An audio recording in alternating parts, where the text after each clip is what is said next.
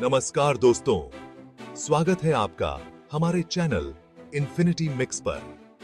आज हम जानेंगे कि सोने के दाम कैसे तय होते हैं और किन फैक्टर्स से ये प्रभावित होते हैं।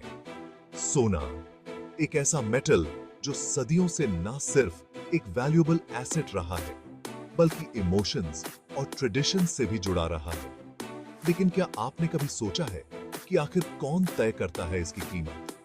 आज हम इसी सवाल का जवाब ढूंढेंगे और समझेंगे कि वो कौन से फैक्टर्स हैं जो सोने के दामों में उतार चढ़ाव लाते हैं। चाहे आप इन्वेस्टमेंट करने की सोच रहे हो या फिर बस अपनी नॉलेज बढ़ाना चाहते हो, ये वीडियो आपके लिए बहुत ही यूजफुल होने वाला है। तो चलिए शुरू करते हैं और गोल्ड प्राइस के पीछे के रहस्यों को स्टेप बाय स्टेप समझते हैं। दोस्तों, सोने की कीमतों को समझने के लिए सबसे पहले हमें ब्याज दरों को समझना होगा। जब ब्याज दरें बढ़ती हैं, तो लोग सोने की बजाय बॉन्ड्स और फिक्स्ड डिपॉजिट्स जैसे सेफ इन्वेस्टमेंट्स में अपना पैसा लगाना प्रेफर करते हैं। ऐसा इसीलिए क्योंकि इन इन्वेस्टमेंट्स पर उन्हें फिक्स्ड और गारंटीड रिटर्न्स मिलते हैं, जो गोल्ड में नहीं मिलता। इसका सीधा असर सोने की डिमांड पर पड़ता है। जैसे जैसे लोग सोना बेचकर बॉन्ड्स और फिक्स्ड डिपॉजिट्स में इन्वेस्ट करते हैं, वैसे वैसे सोने की डिमांड कम होती जाती है और इसकी कीमतों में गिरावट आती है। इसके विपरीत, जब ब्याज दरें कम होती हैं, तो लोग सोने को एक अट्रैक्टिव इन्वेस्टमेंट ऑप्शन के तौर पर देखते हैं। ऐसे में सोने की डिमांड बढ़ती है और इसकी कीमतों में तेजी देखने को मिलती है। अब बात करते हैं महंगाई की, जो सोने की कीमतों को इन्फ्लुएंस करने वाला एक और अहम फैक्टर है। जब महंगाई बढ़ती है, तो करेंसी की परचेसिंग पावर कम हो जाती है। यानी कि आप पहले जितने रुपए में सामान खरीदते थे, अब उतने ही रुपए में आपको कम सामान मिलेगा।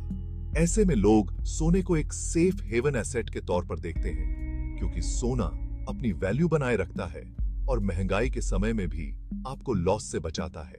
इसलिए जब महंगाई बढ़ती है, तो लोग सोने में निवेश करते हैं और इसकी डिमांड बढ़ जाती है, जिससे इसकी कीमतें भी बढ़ती हैं। दोस्तों, सोने की कीमतें सिर्फ इंटरेस्ट रेट्स और इन्फ्लेशन से ही प्रभावित नहीं होती, बल्कि दुनिया भर में घटित होने वाली पॉलिटिकल और इकोनॉमिक इवेंट्स का भी इन पर गहरा असर पड़ता है। उदाहरण के लिए, अगर किसी देश में पॉलिटिकल इंस्टेबिलिटी है या फिर वॉर जैसी स्थिति है, तो लोग सेफ हेवन एसेट के तौर पर सोने में निवेश करते हैं। ऐसा इसलिए क्योंकि ऐसी परिस्थितियों में स्टॉक मार्केट और अदर इन्वेस्टमेंट्स रिस्की हो जाते हैं और लोग अपना पैसा सिक्योर रखना चाहते हैं।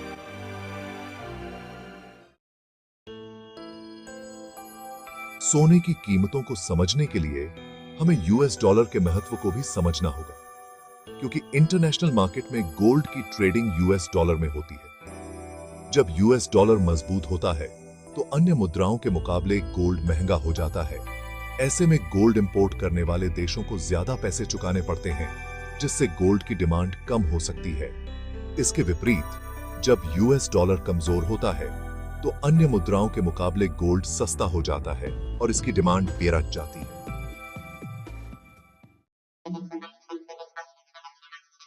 हाल ही में यूएस फेडरल रिजर्व ने इन्फ्लेशन को कंट्रोल करने के लिए इंटरेस्ट रेट्स में बढ़ोतरी की है। इससे यूएस डॉलर और ज्यादा मजबूत हुआ है। जैसा कि हमने पहले डिस्कस किया, मजबूत डॉलर गोल्ड को एक्सपेंसिव बनाता है और डिमांड को कम कर सकता है। इसलिए गोल्ड प्राइसेस को ट्रैक करते समय यूएस डॉलर के मूवमेंट्स पर नजर रखना बहुत जरूरी है। जैसे यूएस फेडरल रिजर्व ने इंटरेस्ट रेट्स बढ़ाई हैं, वैसे ही दुनिया भर के सेंट्रल बैंक्स भी इन्फ्लेशन को कंट्रोल करने के लिए ऐसा कर रहे हैं। ऊंची इंटरेस्ट रेट्स गोल्ड को कम अट्रैक्टिव बनाती हैं, क्योंकि लोग अपना पैसा ऐसे इन्वेस्टमेंट्स में लगाना पसंद करते हैं जहां उन्हें हाई रिटर्न्स मिले। इसका सीधा असर गोल्ड की डिमांड पर पड़ता है और कीमतों में गिरावट देखने को मिल सकती है। हालांकि इन्फ्लेशन अभी भी एक चिंता का विषय है, लेकिन कुछ इकोनॉमिक इंडिकेटर्स से पता चलता है कि इन्फ्लेशन पीक पर पहुंच चुकी है और अब इसमें कमी आएगी।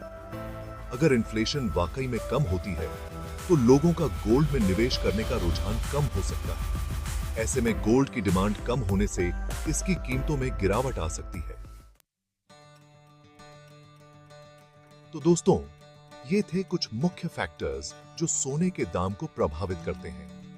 जैसा कि आपने देखा, सोने की कीमतें कई फैक्टर्स पर निर्भर करती हैं और ये फैक्टर्स लगातार बदलते रहते हैं।